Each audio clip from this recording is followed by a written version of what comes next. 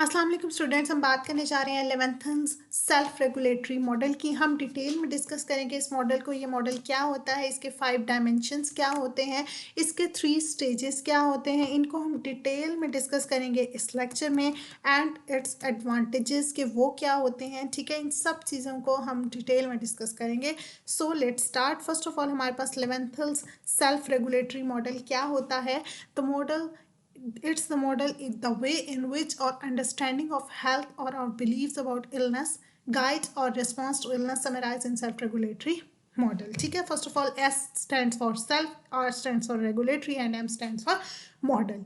ये मॉडल उस तरीके को हम कहते हैं कि मतलब वो वाला तरीका जिसके ज़रिए हम हमारी हेल्थ को अंडरस्टैंड करते हैं कि हेल्थ एक्चुअली है क्या, ठीक है, और फिर हमारे हेल्थ को लेकर, हमारी इलनेस को लेकर हमारा जो बिलीफ होता है, ठीक है, किस चीज़ को हम कहते हैं कि ये इलनेस है, ठीक है, उसको हम इलनेस रिप्रेजेंटेशन भी कहते हैं।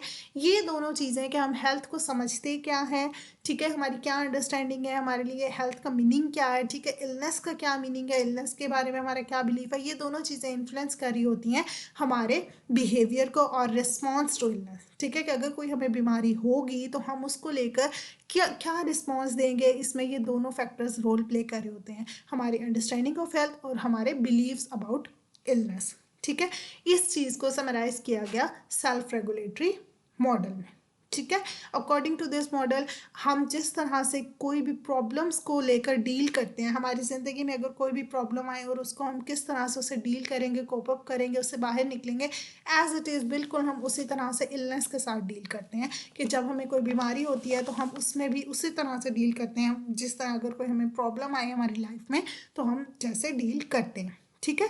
इलनेस रिप्रेजेंटेशन का क्या मतलब है, persons on common believes about their illness, ठीक है, उनके अपने बिलीव्स उनके इलनेस को लेकर जो होते हैं उनको हम क्या कहते हैं, इलनेस रिप्रेजेंटेशन, ठीक है। मज़ीद अगर हम यहाँ पर डिटेल देखें तो उन्होंने कहा कि we encounter a problem which threatens our psychological और physical wellbeing, we are motivated. जब कोई भी चीज़ हमारे साइकोलॉजिकल, हमारे फिजिकल वेलबींग को जो है वो इन्फ्लुएंस कर रही होती है तो हम फिर ऐसे वर्क करते हैं ताकि हम उससे निकल सकें, ठीक है। Illness is regarded as an unstable state that counters the normal state of being healthy. Illness क्या है कि हमारी एक अनस्टेबल स्टेट है, ठीक है, जो हमारी नॉर्मल हेल्थ स्टेट से रिवर्स होती है। एक नॉर्मल स्टेट होती है हमारी हेल्थ की जब हम खुद को हेल्दी समझते हैं, जब वो स्टेट जो है उलटने लग जाए, उसका रिवर्स होने लग जाए तो हम कहते हैं कि ये क्या है, इलनेस है, ठीक हो गया। और फिर हम क्या करते हैं, खुद को रीएस्टैब्लिश करते हैं, कोशिश करते हैं कि हमारी जो पहले हेल्थ वाली स्टेट थी, नॉर्मल स्टेट थी, खुद को वहाँ तक लेकर जा सकें, ठीक है।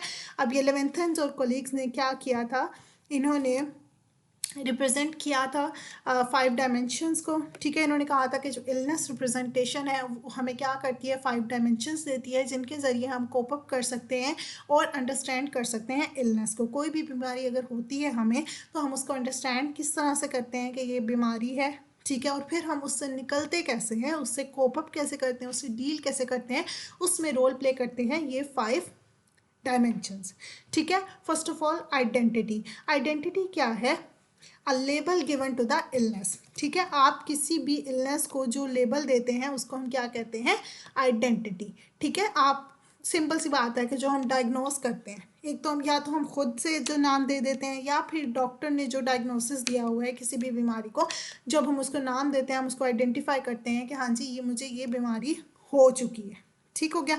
या हम डॉक्टर वाले नाम दे रहे होते हैं या फिर हम सेल्फ डायग्नोसिस कर रहे होते हैं, खुद से कह रहे होते हैं कि हाँ जी ये मुझे बीमारी होगी, या फिर डॉक्टर आपको बताता है कि आपको ये बीमारी होगी है, तो हम इसको कहते हैं कि हमने आइडेंटिटी, मतलब हमने आइडेंटिफाई कर लिया है कि हमें बीमारी हो चुकी है, ठीक हो गया।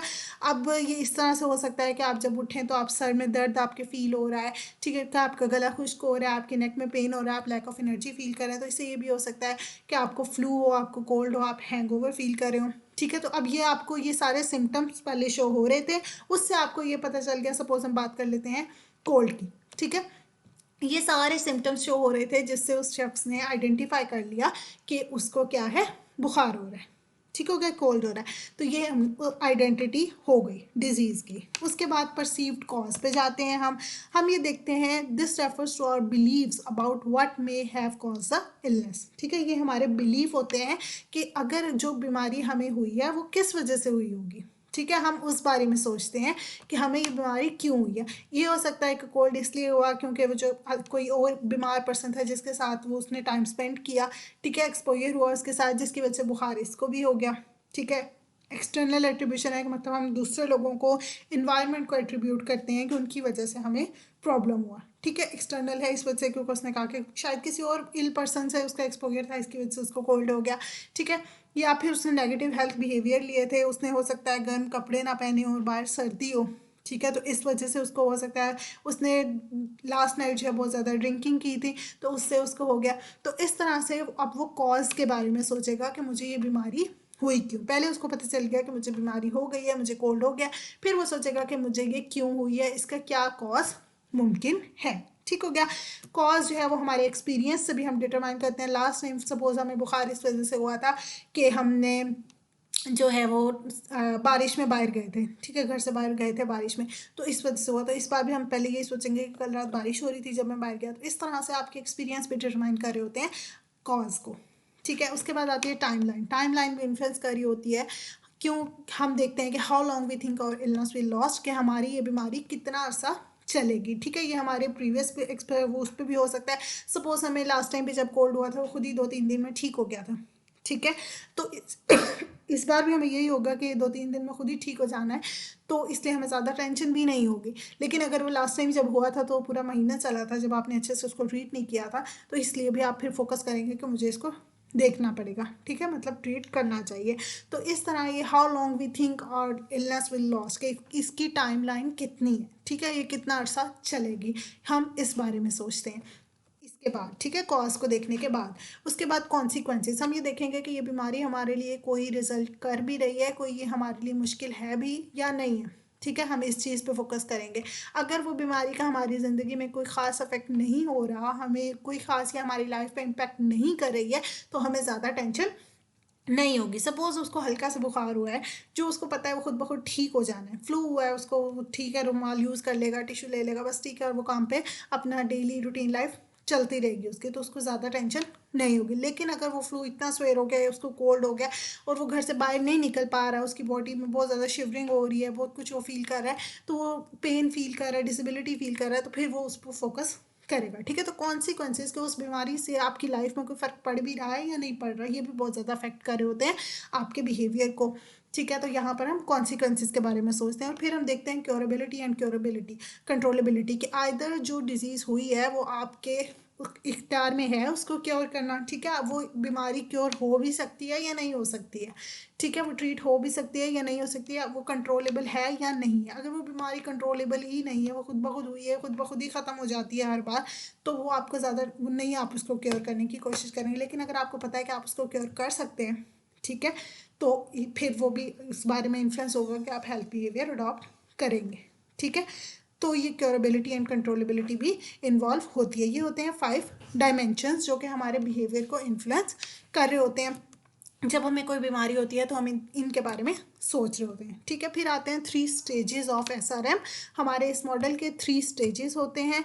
ठीक है, वो कौन कौन से होते हैं? Interpretation, coping and appraisal. इनका क्या मतलब है, इनको हम देख लेते हैं। अच्छा जी, वो कह रहे हैं कि हमारा ये जो मॉडल है इसको उन्होंने डिवाइड किया 3 स्टेजेस में, इंटरप्रिटेशन, कॉपिंग एंड अप्रेजल। वो कह रहे हैं कि जब ये जो 5 डायमेंशंस अभी हमने जो ऊपर डिस्कस किए, कौन कौन से थे? Identity, perceived cause, timeline, consequences, curability and controllability. ये 5 डायमेंशंस किस में इन्वॉल्व हैं? फर्स्ट फेज में। कौन से स्टेजेस थे हमारे पास? Interpretation, coping and appraisal. ठीक है, तो जो इंटरप्रिटेशन है उसमें ये सारे आते हैं कि हम ये जो चीज़ें देख रहे हैं कि बीमारी हमें हो गई, अच्छा वो किस वजह से, उसके क्या इफेक्ट होंगे, कितना अर्सा चलेगी, क्योरेबल है नहीं है, ये सारे इंटरप्रिटेशन में आते हैं कि हम उसको इंटरप्रेट कर रहे हैं। ठीक हो गया। अब इंटरप्रिटेशन में हमारा इमोशनल रिस्पॉन्स भी इन्वॉल्व होता है, ठीक है, कि अगर हमें टेंशन ज़्यादा हो उस बीमारी को लेकर तो हम एंजाइटी या फियर फील करेंगे कि आउटकम ज़्यादा ना हो जाए, ठीक है, हमें ज़्यादा अफेक्ट ना कर दें। तो ये सारी चीज़ें इंटरप्रिटेशन में आती हैं। जब अपनी चीज़ को उसको बीमारी को इंटरप्रेट कर लिया, फिर नेक्स्ट स्टेज आती है कोपिंग। कोपिंग का क्या मतलब है? We begin to act on our interpretation. जो हमने इंटरप्रेट किया है हम उस पर एक्ट करने की कोशिश करते हैं। मतलब अब हम क्या करेंगे? हम डॉक्टर के पास जाएंगे, हम बहन भाइयों से घर में पूछेंगे, ठीक है, कि हम फ्रेंड से पूछेंगे कि हम किस तरह से इससे रिकवर करें, ठीक है, वो कोई टोटके शोटके बताएंगे, या हम डॉक्टर के पास जाएंगे, जीपी मीन्स जनरल फिजिशियन, आप अपने फिजिशियन के पास जाएंगे, ठीक है, और अपने उस इलनेस को क्योर करने की कोशिश करेंगे कोपिंग में, ठीक है, उससे कोप अप करने की कोशिश करेंगे, ठीक है। अप्रेजल में क्या होता है? ये हमारे पास लास्ट स्टेज होता है। इस स्टेज में क्या होता है कि आप देखते हैं कि जो आपने कोपिंग स्ट्रेटजीज ली, जो आपने टोटके लिए, जो आपने मेडिसिन ली, ठीक है, वो ठीक भी है या नहीं है, ठीक है, आपको उसको ही कंटिन्यू करना है या कोई और मेडिसिन यूज़ करें। अक्सर होता है कि एक ही मेडिसिन बार बार लेने की वजह से आपको उससे इफेक्ट नहीं होता, फिर आपको ज़रा स्वेयर वाली लेनी पड़ती है मेडिसिन। तो इस तरह से अप्रेजल में आप ये चेक कर रहे होते हैं कि जो मैं स्ट्रेटजी ले रहा हूँ उसका इफेक्ट हो रहा है या नहीं हो रहा है, या मुझे अब नई स्ट्रेटजी लेनी चाहिए, ठीक है। इन्होंने कहा, फॉर्शा ने कहा कि अक्सर लोग ऐसे होते हैं कि जो अप्रेजल स्टेज तक पहुँच ही नहीं पाते। Not every one reaches the appraisal stage, क्योंकि कुछ लोगों को अवॉइडेंट एक्शन होता है कि मतलब उनको पता नहीं होता है कि वो ये भी काम कर सकते हैं कि अगर उनकी एक स्ट्रैटेजी नहीं फुलफिल कर रही, नहीं उनकी इलनेस को रिमूव कर रही, तो वो नहीं भी ले सकते हैं, ठीक है। Not aware of the need to assess the effectiveness of their chosen strategy, ठीक है, वो इस बारे में फोकस नहीं करते कि वो ध्यान दें कि वो दवाई जो ले रहे हैं उसका इफेक्ट हो भी रहा है कि नहीं। बस उनको ये होता है कि चलो हम ले रहे हैं मेडिसिन तो क्योर हो ही जाएंगे आहिस्ता आहिस्ता, ठीक हो गया। तो इसका इन्फ्लुएंस हो रहा होता है। अच्छा, उसके बाद अगर हम बात करें इसकी एडवांटेजेस की इस मॉडल की, तो वो कह रहे हैं कि इस मॉडल ने क्या किया, how has been influential in study of how people identify and respond to the threat onset of illness. ये मॉडल इन्फ्लुएंशियल है इस लिहाज से कि इसने ये बताया कि किस तरह से लोग जो है वो आइडेंटिफाई करते हैं और फिर रिस्पॉन्ड करते हैं जब भी उन्हें कोई बीमारी होती है, उसका ऑनसेट होता है, उसका शक होता है, उसका थ्रेट होता है, तो उसको लेकर वो उसको किस तरह से फाइंड आउट करते हैं और फिर उसको रिस्पॉन्ड किस तरह से करते हैं, ठीक है। ये मॉडल जो है इसने क्या किया, एक डायनामिक इंटरेक्शन बताया है किसका, between the way in which we think about illness and the way in which we experience illness, ठीक है। हम इलनेस के बारे में क्या सोचते हैं और इलनेस को एक्सपीरियंस कैसे करते हैं, इसके बारे में इन्होंने इंटरेक्शन बताया।